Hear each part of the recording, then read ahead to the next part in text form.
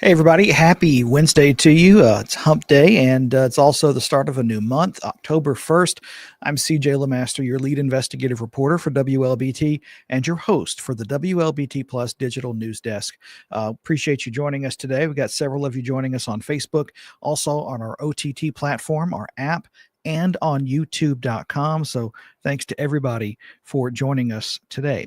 We got a lot of stories to get to. One that we have been covering since yesterday, and we're trying to get more information on, is a homicide here in the capital city. Police searching for suspects after 3 people were shot at a Jackson gas station. Now, the shooting happened last night at the Friends Corner Food Mart on Bailey Avenue. 19-year-old Joshua Davis was shot and died at the scene. Davis's mother and a 21-year-old woman also were shot. Both women had non-life-threatening injuries. Now, police are looking for 2 men who were in a black Jeep. Investigators say shots were fired from that vehicle and shot into the vehicle that the victims were in. Police say they later found the Jeep, believed to be connected to the shooting.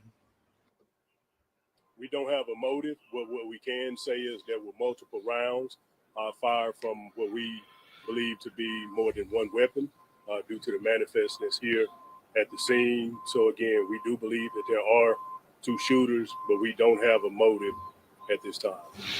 If you have any information, please call JPD or Crime Stoppers. And again, we led with that story because we, with there still being suspects on the run, we wanted to be able to get that information out and allow you to, if you know something or know somebody who may know something, please let them reach out to JPD and maybe we can help them get that case solved. The other big story, of course, the government shutdown that began at midnight last night. It's U.S. government now out of money because Congress cannot agree on a funding plan. Now, the main sticking point here, of course, is health care. Democrats want to reverse Medicaid cuts and stop enhanced Obamacare subsidies from expiring. Now, the Congressional Budget Office actually estimates, there we go, about 750,000 federal workers face furloughs. Essential employees must work without pay.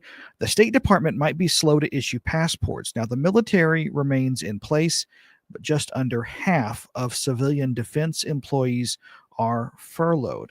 You might be wondering, with everybody in Washington at odds over this funding bill, how that's going to affect you here. Thousands of federal workers including some here in Mississippi, would not receive paychecks. Some federal programs would be paused, potentially impacting you.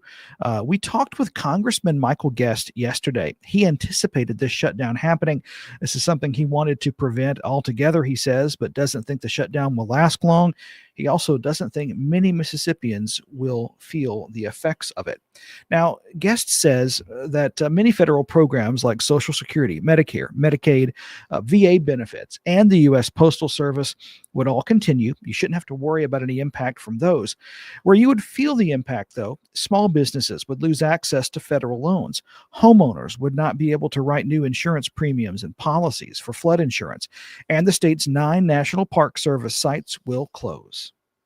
I think, for the first several days, I think the impact would not be felt. I think that until the shutdown goes for some period of time, where you have employees who are federal employees who are not getting paid, I think that's when you'll start to really see the impact. But again, the number of programs that will be impacted or potentially impacted, I think, are small. I think most workers will be deemed essential workers and will continue to work.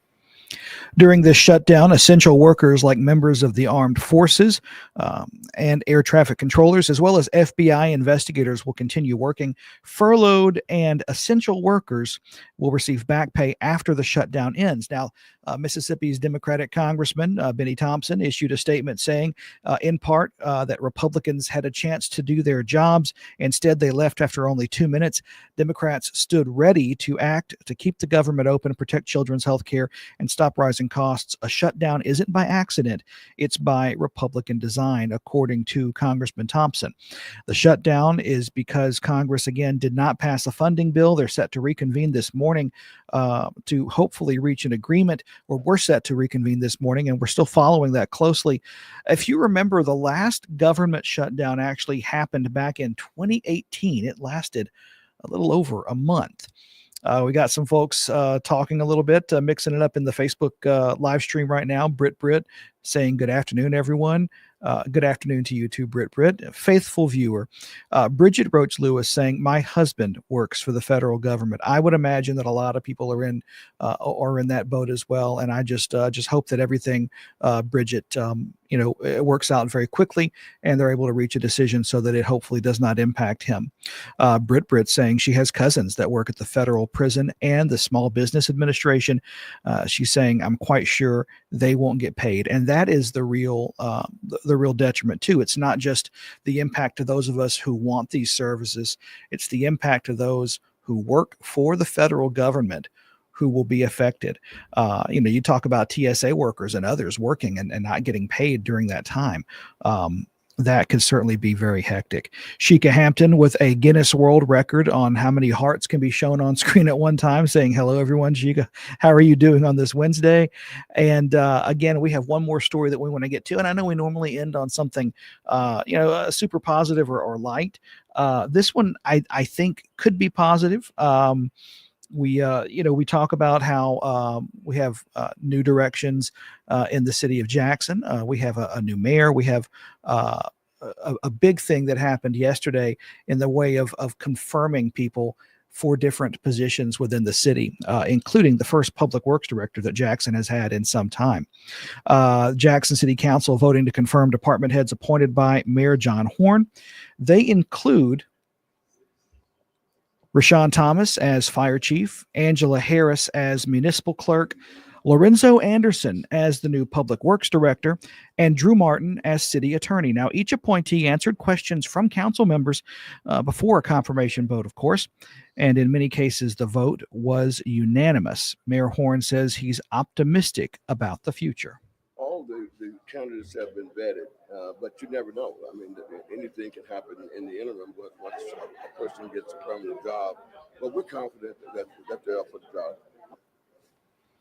Now, the search continues for a new chief of police and a handful of other positions, including director of parks and recreation. That's why they were not on the agenda yet. Of course, we've had listening sessions. We had 2 last week. We've had 2 this week as well for police chief. And so you could expect what we're hearing from the city is that we'll expect in the coming weeks. We don't have a hard and fast deadline, but in the coming weeks to hear that search come to an end and who has been chosen to lead the department, the police department.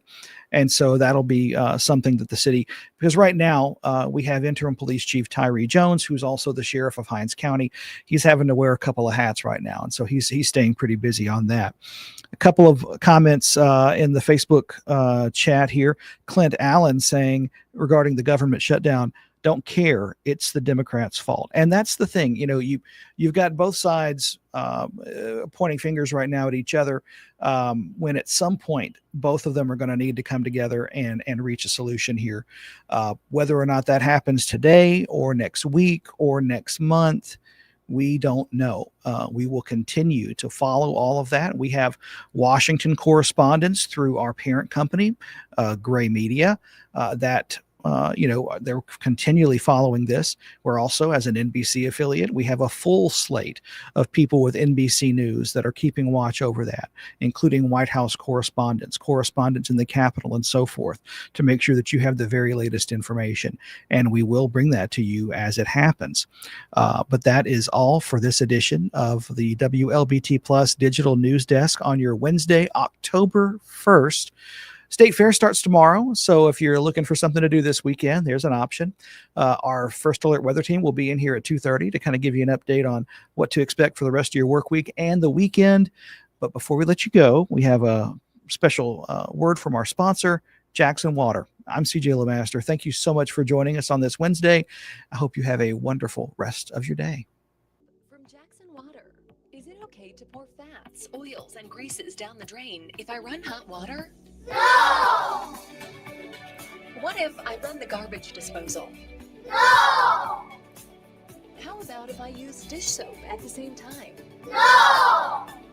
Instead, hang on to a few containers to store and toss old cooking fat and grease once you're done. Jackson Water. Water for all the time.